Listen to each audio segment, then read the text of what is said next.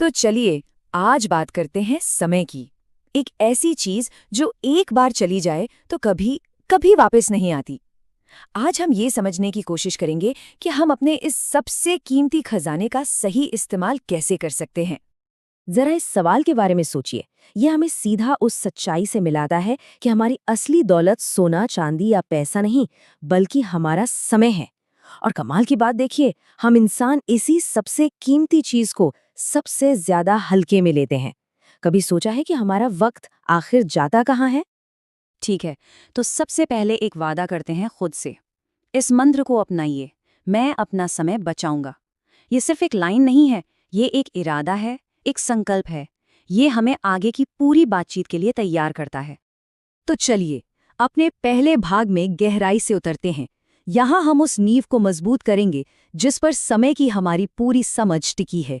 हम ये जानेंगे कि समय हमारी सबसे कीमती और कभी न वापस आने वाली दौलत क्यों है।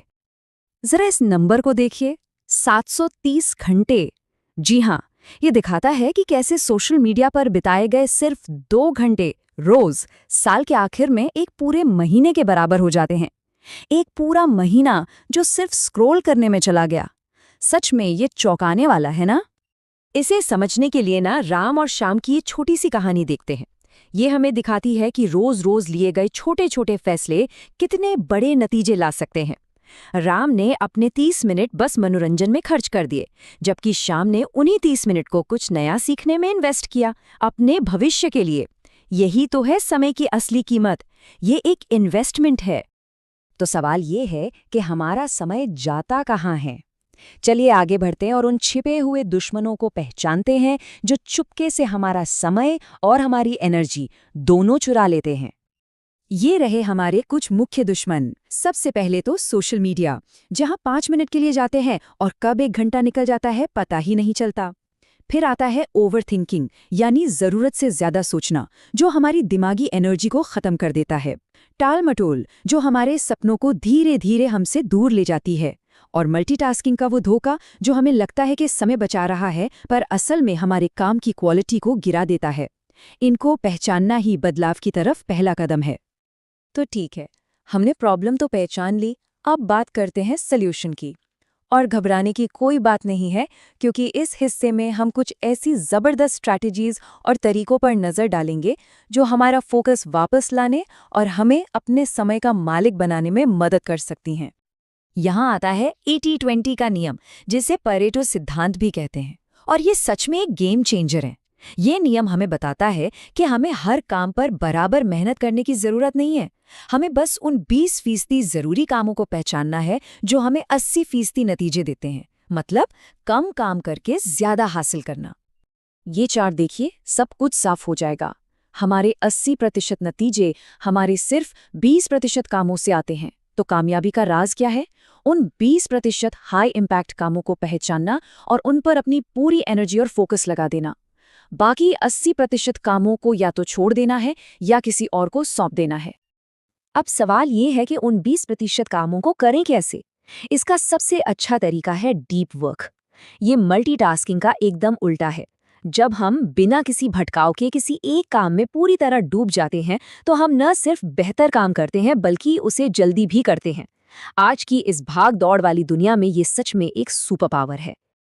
और डीप वर्क करना ना उतना मुश्किल भी नहीं है। इसके लिए एक बहुत ही सिंपल लेकिन कमाल की टेक्निक है, पोमोडोरो। 25 मिनट का लेजर शार्प फोकस और फिर 5 मिनट का एक छोटा सा ब्रेक। ये छोटे छोटे साइकिल हमें दिमागी थकान से बचाते हैं और फोकस बनाए रखने में मदद करते हैं। इसे आज ही आजमा कर देखिए, ये अलग अलग ट्रिक्स तो बहुत अच्छी हैं, पर लंबे समय तक कामयाब होने के लिए ना एक मजबूत सिस्टम की जरूरत पड़ती है। तो चलिए आगे बढ़ते हैं और देखते हैं कि एक ऐसा सिस्टम कैसे बनाया जाए जो हमें हर दिन कामयाबी की तरफ ले जाए। ये एक बहुत ही गहरी और जरूरी बात है। मोटिवेशन या प्रेरणा तो आती जाती रहती है एक लहर की तरह, लेकिन अनुशासन और एक मजबूत सिस्टम वो हमें तब भी आगे बढ़ाता है जब प्रेरणा की वो लहर चली गई हो। लगातार कामयाबी का राज पल भर का मोटिवेशन नहीं बल्कि हमेशा का अनुशासन है। तो एक अच्छा सिस्टम बनता कैसे है? इसमें कुछ चीजें आती हैं, जैसे एक तय सुबह और शाम की दिनचर्या जो दिन को सही शुरुआत और अंत दे। टाइम ब्लॉकिंग यानी दिन के हर घंटे के लिए एक काम तय करना ताकि 1 मिनट भी बर्बाद ना हो। अपने गोल्डन आवर्स को पहचानना जब एनर्जी सबसे ज़्यादा होती है और उन घंटों में सबसे ज़रूरी काम करना। और हाँ, सबसे ज़रूरी उन चीज़ों को न कहना सीखना जो हमारे लक्ष्यों के लिए ज़रूरी नहीं है।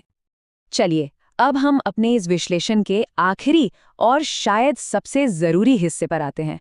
यहाँ हम समय बचाने की इन सारी तकनीकों को एक बड़े मकसद, एक उद्देश्य से भरी जिंदगी से जोड़ेंगे। ये कोड देखिए, ये सब कुछ कह देता है। अगर हमें यही नहीं पता कि हमें जाना कहाँ है, तो तेजी से भागने का क्या फायदा? हमारा क्यों या हमारा मकसद ही हमारे हर दिन के कामों को एक मतलब और एक दिशा देता है। ये हमारा अपना पर्सनल कंपस है।